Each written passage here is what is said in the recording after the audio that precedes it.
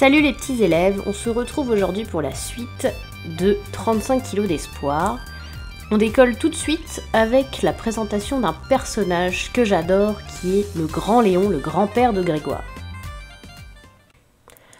Le seul qui m'ait consolé à ce moment-là, c'est mon grand-père. Ce qui n'a rien d'étonnant d'ailleurs parce que mon grand Léon m'a toujours consolé de tout depuis que je suis haut comme 3 pommes et que j'ai l'âge de l'accompagner dans son cagibi. Le cagibi de mon grand Léon, c'est toute ma vie. C'est mon refuge et ma caverne d'Ali Baba. Quand ma grand-mère nous casse un peu les pieds, il se retourne vers moi et chuchote « Grégoire, ça te dirait une petite virée à Léonland ?» Et nous filons en douce sous les sarcasmes de ma grand-mère. « C'est ça, va donc intoxiquer ce petit !»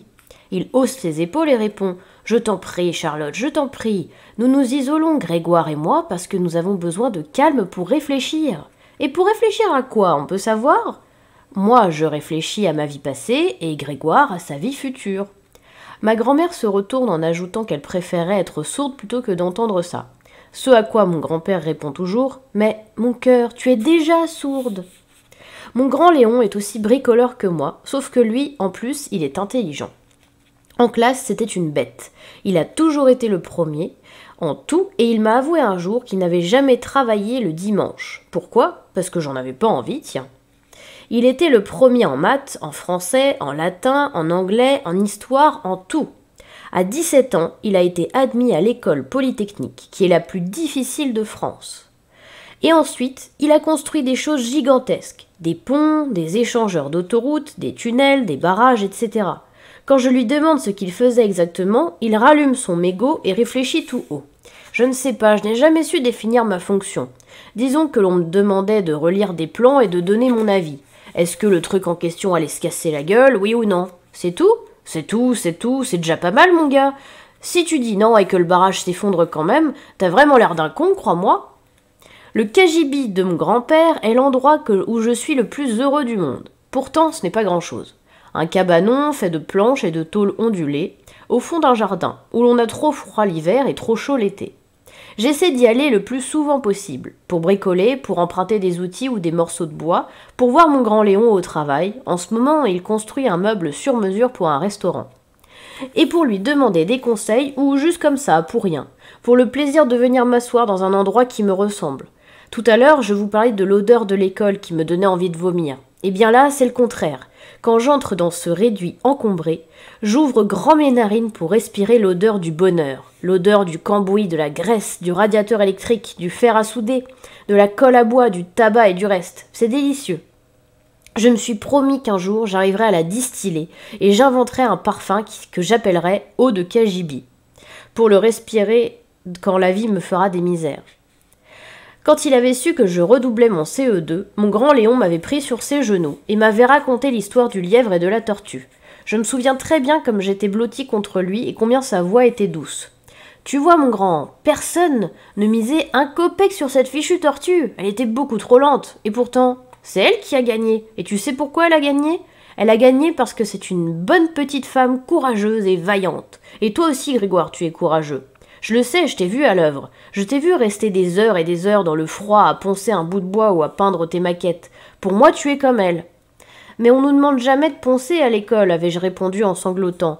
On nous demande que des trucs impossibles à faire. Quand il a appris pour la 6e, ce n'était plus le même son de cloche. Je suis arrivée chez eux comme d'habitude et il ne m'a pas répondu quand je l'ai salué. Nous avons mangé en silence et après le café, il ne se décidait pas à sortir. Grand Léon? Quoi? On va au cagibi? Non. Pourquoi non? Parce que ta mère m'a annoncé la mauvaise nouvelle. Je ne comprends pas, tu détestes l'école et tu fais tout pour y rester le plus longtemps possible. Je ne répondais rien. Mais tu n'es pas aussi abruti qu'on le dit quand même. Si, tu l'es? Il me parlait durement. Oui. Oh, que ça m'énerve, ça. Bien sûr que c'est plus facile de se dire qu'on est nul que de rien faire. Bien sûr, c'est une fatalité. C'est si simple de penser qu'on est maudit. Alors quoi? Quels sont tes projets maintenant? Tu vas redoubler la 5e, puis la 4e, et avec un peu de chance, tu pourras passer ton bac pour tes 30 ans? Je tripotais un coin du coussin sans oser lever les yeux. Non, vraiment, je ne comprends pas. En tout cas, ne compte plus sur le vieux Léon. J'aime les gens qui prennent leur vie en main, moi. Je n'aime pas les fainéants qui se font plaindre et puis qui sont renvoyés pour indiscipline. Ça n'a pas de sens. Renvoyés d'abord et redoublant ensuite. Bravo, joli tableau, je te félicite. Quand je pense que je t'ai toujours défendu, toujours. Je disais à tes parents d'avoir confiance, je te trouvais des excuses, je t'encourageais. Je vais te dire quelque chose, mon ami. C'est plus facile d'être malheureux qu'heureux. Et moi, tu m'entends, je n'aime pas les gens qui choisissent la facilité. Je n'aime pas les géniards. Sois heureux, merde. Fais ce qu'il faut pour être heureux. Il s'est mis à tousser. Ma grand-mère a accouru et je suis sortie. Je suis allée dans le cagibi, j'avais très froid. Je me suis assis sur un vieux bidon et je me suis demandé ce que je pouvais bien faire pour prendre ma vie en main. Je voulais bien tout construire, mais là j'avais un problème. Je n'avais ni projet, ni modèle, ni plan, ni matériaux, ni outils, ni rien.